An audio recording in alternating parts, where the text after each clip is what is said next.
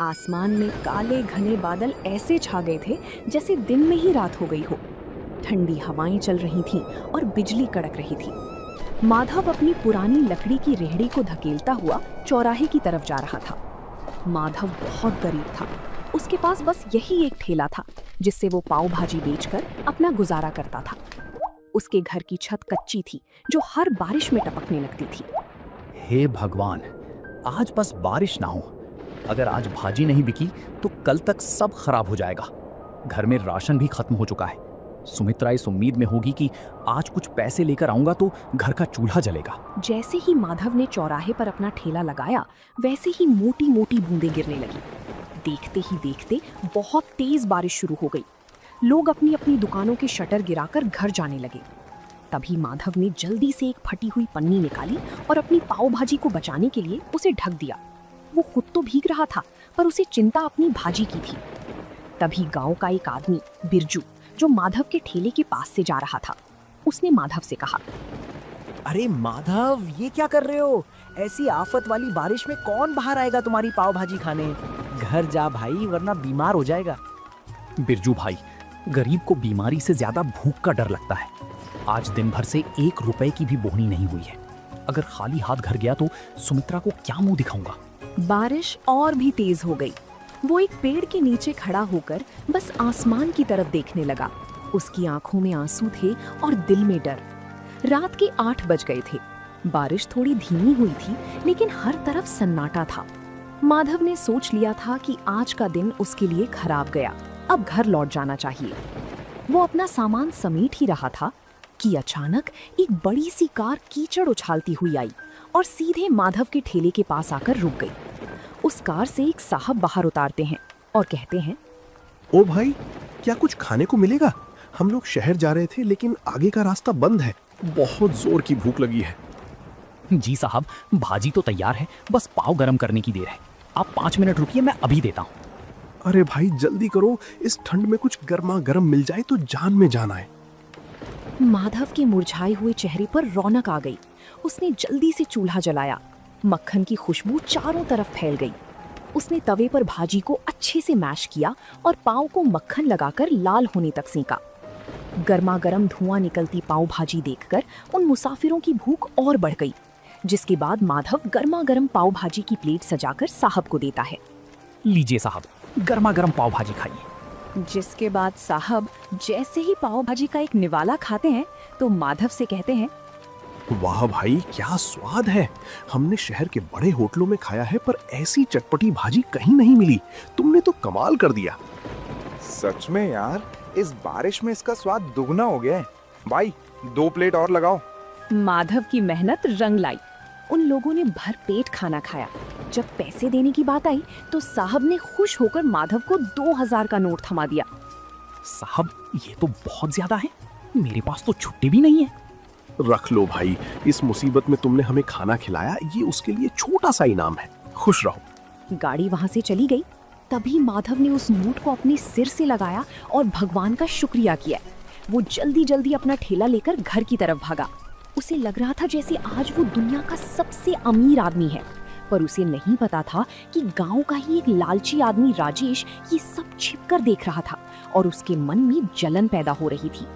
राजेश गांव में एक छोटी सी किराने की दुकान चलाता था, लेकिन उसका दिल बहुत छोटा था। जब उसने देखा कि कल रात माधव ने एक ही बार में 2000 रुपए कमा लिए, तो उसके पेट में वो बात पच नहीं पाती।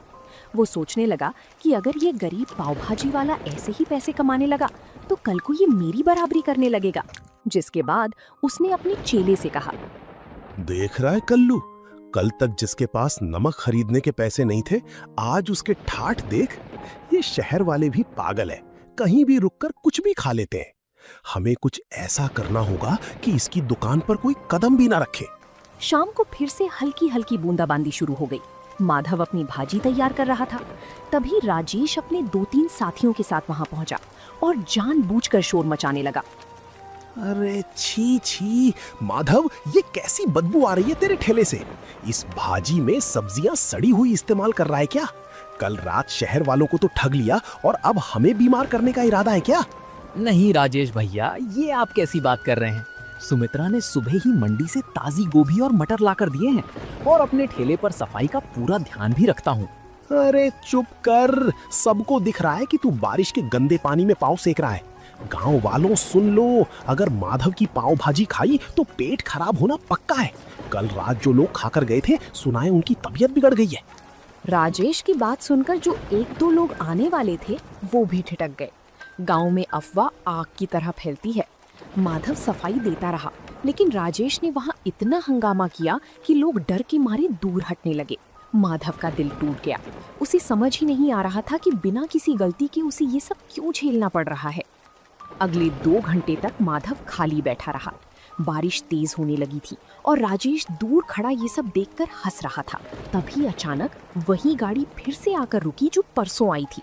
गाड़ी से वही साहब बाहर निकले, लेकिन आज उनके साथ उनकी पत्नी भी थी।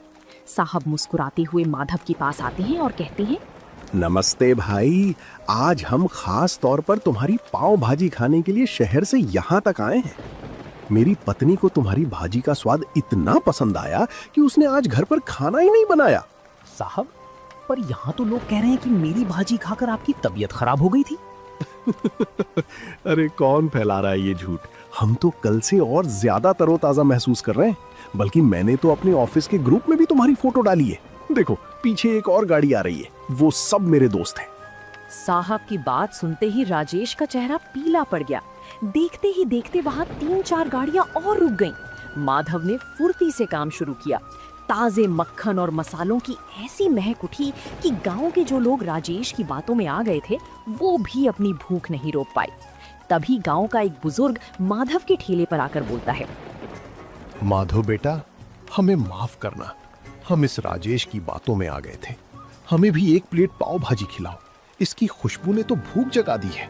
उस रात माधव की सारी भाजी बिक गई। राजेश शर्म के मारे वहां से खिसक गया। माधव ने आज सिर्फ पैसे ही नहीं कमाए थे, बल्कि राजेश की साजिश को भी नाकाम कर दिया था। माधव की दुकान अब गांव और शहर दोनों जगह मशहूर होने लगी थी। हर शाम उसके ठेले पर भीड़ जुटने लगी थी। सुमित्रा भी अब घर पर माधव की मदद करती और दोनों मिलकर और भी स्वादिष्ट मसाले तैयार करने लगे। लेकिन माधव का सपना अब बड़ा हो गया था और एक रात जब माधव घर लौटा तो उसने देखा कि सुमित्रा छत से टपकते पानी को रोकने के लिए बर्तन रख रही है। पूरी रात दोनों सो नहीं पाए क्योंकि बिस्तर भीग चुका था। और तभी उस रात माधव ने एक बड़ा फैसला लिया। सुमित्रा, अब बहुत हो गया। कब तक हम इस टपकती छत के नीचे रात गुजारेंगे? भगवान की दया से अब हमारे पास कुछ पैसे जमा हो गए हैं। मैं सोच रहा हूँ कि अब ठेला छोड़कर एक छोटी सी दुकान किराए पर ले लूं। दुकान? पर उसके लिए तो बहुत पैसे लगेंगे और गांव के चौराहे पर दुकान मिलना भी तो मुश्किल है। कोशिश करने में क्या हर्ज है? अगर एक बार पक्की दुकान हो गई तो बारिश में भी धंधा बंद नहीं होगा और लोग आराम से बैठकर खा सकेंगे। मैं कल ही सरपंच जी से बात करूंगा। अगले दिन माधव सरपंच जी के पास गया। सरपंच जी ने माधव की मेहनत देखी थी, इसलिए उन्होंने उसे चौराहे के पास एक पुरानी दुकान किराए पर दिलाने में मदद की। माधव ने दिन रात एक करके उस दुकान की सफाई की और उसे एक छोटी सी पाव भाजी ढाबे का रूप दे दिया। माधव के ढाबे का नाम रखा गया माधव पाव भाजी सेंटर। उद्घाटन के दिन माधव ने पूरे गांव को न्योता दिया। उसने सोचा था कि पुरानी बातें भूलकर वो राजेश को भी बुलाएगा ताकि गांव में भाईचारा बना रहे। जिसके बाद माधव राजेश की दुकान पर जाता है और कहता है, राजेश भाई, आज मेरी छोटी सी दुकान का उद्घाटन है, आप जरूर आना, मुझे बहुत खुशी होगी। बड़ा आया दुकान खोलने वाला। 2 दिन क्या शहर वाले रुक गए, तू तो अपने आप को राजा समझने लगा। जा, मैं नहीं आने वाला तेरी सड़ी हुई दुकान पर। माधव उदास मन से वापस आ गया। शाम को ढाबे पर खूब रौनक थी। मुसाफिर, गांव के लोग और बच्चे सब बड़े चाव से पाव भाजी खा रहे थे। तभी अचानक कुछ ऐसा हुआ जिसकी किसी ने उम्मीद नहीं की थी। गांव के कुछ आवारा लड़के, जिन्हें राजेश ने पैसे देकर भेजा था, ढाबे के अंदर आए और शोर मचाने लगे। और एक लड़का जानबूझकर प्लेट नीचे गिरा देता है और कहता है, अरे ये कैसी भाजी है? इसमें तो कंकड़ पत्थर हैं।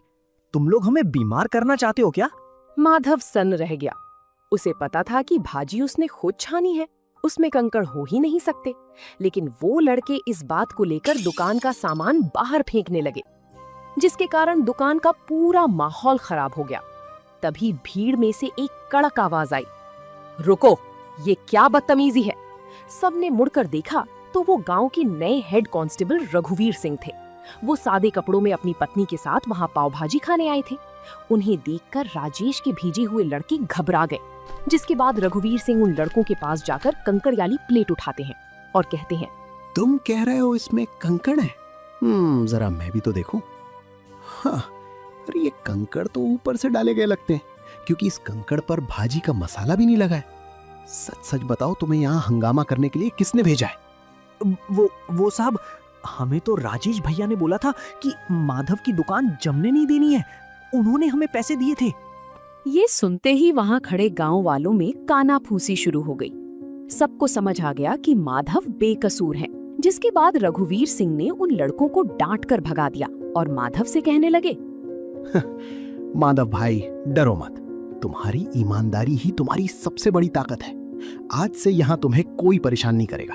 चलो, अब हमारे लिए 2 प्लेट बढ़िया सी पाव भाजी लगाओ, बहुत भूख लगी है। माधव की आंखों में आंसू आ गए। उसने हिम्मत जुटाई और फिर से काम शुरू किया। उस दिन के बाद गांव वालों का भरोसा माधव पर और भी ज्यादा बढ़ गया। माधव का काम अब दिन दुगुनी रात चौगुनी तरक्की कर रहा था। दूसरी तरफ राजेश की जलन कम होने का नाम नहीं ले रही थी। उसने सोचा कि अगर माधव पाव भाजी बेचकर अमीर हो सकता है तो मैं क्यों नहीं। उसने भी अपनी दुकान के बाहर पाव भाजी का बड़ा सा बोर्ड लगा दिया और तभी राजेश ने अपने चेले कल्लू से कहा, देख कल्लू, माधव ताजी सब्जियां और महंगा मक्खन डालता है, इसलिए उसे बचत कम होती है। हम क्या करेंगे, हम मंडी से सस्ती और थोड़ी बासी सब्जियां लाएंगे और मक्खन की जगह सस्ता डालडा घी इस्तेमाल करेंगे और स्वाद के लिए तेज मिर्च डाल देंगे। किसी को पता नहीं चलेगा। राजेश ने दुकान तो शुरू कर दी, लेकिन उसका इरादा सिर्फ पैसा कमाना था, सेवा करना नहीं। शुरुआत में कुछ लोग कम दाम के लालच में राजेश के पास गए, लेकिन 2 ही दिन में असर दिखने लगा और एक दिन गांव का एक आदमी पेट पकड़कर राजेश की दुकान पर आया और कहने लगा, अरे राजेश, ये क्या खिला दिया तुमने? कल रात तुम्हारी पाव भाजी खाई थी, तब से पूरे घर का पेट खराब हो गया है। डॉक्टर के यहाँ चक्कर लगाने पड़ रहे हैं। धीरे धीरे राजेश की पोल खुलने लगी। जो लोग सस्ते के चक्कर में राजेश के यहाँ पाव भाजी खाने गए थे, उनकी तबीयत खराब हो गई थी। गांव के पंचायत में राजेश की शिकायत पहुंच गई। सरपंच जी ने राजेश पर भारी जुर्माना लगाया और उसकी दुकान कुछ दिनों के लिए बंद करवा दी। राजेश को लालच की बहुत बड़ी सजा मिली थी। राजेश की दुकान बंद हो गई और पूरे गांव में उसकी बदनामी हो गई। दूसरी तरफ माधव ने अपनी मेहनत से न केवल गांव वालों का दिल जीता, बल्कि अब दूर दूर से लोग उसकी पाव भाजी का स्वाद चखने आने लगे थे। लेकिन माधव का दिल आज भी उतना ही साफ था जितना पहले दिन था। माधव का छोटा सा ढाबा अब छोटा पड़ने लगा था। शहर के एक बड़े अखबार में माधव की कहानी छपी कि कैसे एक गरीब पाव भाजी वाले ने अपनी ईमानदारी से अपनी किस्मत बदली। इस खबर के बाद शहर के एक बड़े बिजनेसमैन माधव के पास आए। माधव भाई, आपकी भाजी में जो स्वाद है वो मैंने आज तक कहीं नहीं चखा। मैं चाहता हूँ कि शहर के मुख्य हाईवे पर हम मिलकर एक बड़ा फैमिली रेस्टोरेंट खोलें। जगह और पैसा मेरा होगा और हुनर आपका। साहब, मैं तो एक छोटा सा आदमी हूँ। मुझे डर लगता है कि कहीं मैं इतनी बड़ी जिम्मेदारी संभाल पाऊंगा या नहीं। क्यों नहीं संभाल पाएंगे? आपने कीचड़ और बारिश में ठेला चलाया है, ये तो फिर भी छत के नीचे का काम है। आपको भगवान ने मौका दिया है, इसे मत छोड़िए। माधव मान गया। कुछ ही महीनों में हाईवे पर एक आलीशान ढाबा तैयार हो गया, जिसका नाम रखा गया माधव की असली पाव भाजी। अब माधव के पास काम करने के लिए कई लोग थे, लेकिन वो आज भी खुद खड़े होकर भाजी का मसाला तैयार करता था ताकि स्वाद न बदले। माधव अब एक बड़ा आदमी बन चुका था। उसने गांव में अपने लिए एक पक्का और सुंदर घर बनवा लिया था। एक दिन जब वो अपने पुराने गांव के चौराहे से गुजर रहा था, तो उसने देखा कि राजेश अपनी दुकान के बाहर बहुत उदास बैठा है। उसकी दुकान पर धूल जमी थी और वो बहुत कमजोर लग रहा था। जिसके बाद माधव राजेश के पास जाता है और कहता है, राजेश भाई, राम राम, क्या हालचाल है? माधव, तुम यहाँ? भाई, मुझे माफ कर दो। मैंने तुम्हारे साथ बहुत बुरा किया, तुम्हारी दुकान उजाड़ने की कोशिश की। आज देखो, कुदरत ने मुझे वहीं लाकर खड़ा कर दिया है। मेरी दुकान बिकने की कगार पर है और मेरे पास कोई काम नहीं है। पुरानी बातें भूल जाओ राजेश भाई। इंसान गलती का पुतला है। मुझे आपसे कोई शिकायत नहीं है। अगर आप चाहें तो मेरे नए होटल में स्टोर मैनेजर का काम संभाल सकते हैं। मुझे किसी भरोसेमंद आदमी की जरूरत है। तुम सच में महान हो माधव। मैंने तुम्हें गिराना चाहा और तुम मुझे सहारा दे रहे हो। मैं वादा करता हूँ अब कभी लालच नहीं करूंगा और पूरी ईमानदारी से काम करूंगा। माधव ने राजेश को गले लगा लिया। गांव वाले ये देखकर दंग रह गए कि कैसे एक गरीब पाव भाजी वाले ने न केवल गरीबी को हराया बल्कि अपने दुश्मन को भी अपनी अच्छाई से जीत लिया। माधव की कहानी हमें सिखाती है कि बारिश चाहे कितनी भी तेज हो, अगर इरादे पक्के हों तो सूरज जरूर निकलता है। तो दोस्तों, आप लोगों को ये कहानी कैसी लगी कमेंट करके जरूर बताएं और ऐसी कहानियों को देखने के लिए वीडियो को लाइक करें और चैनल को सब्सक्राइब करें।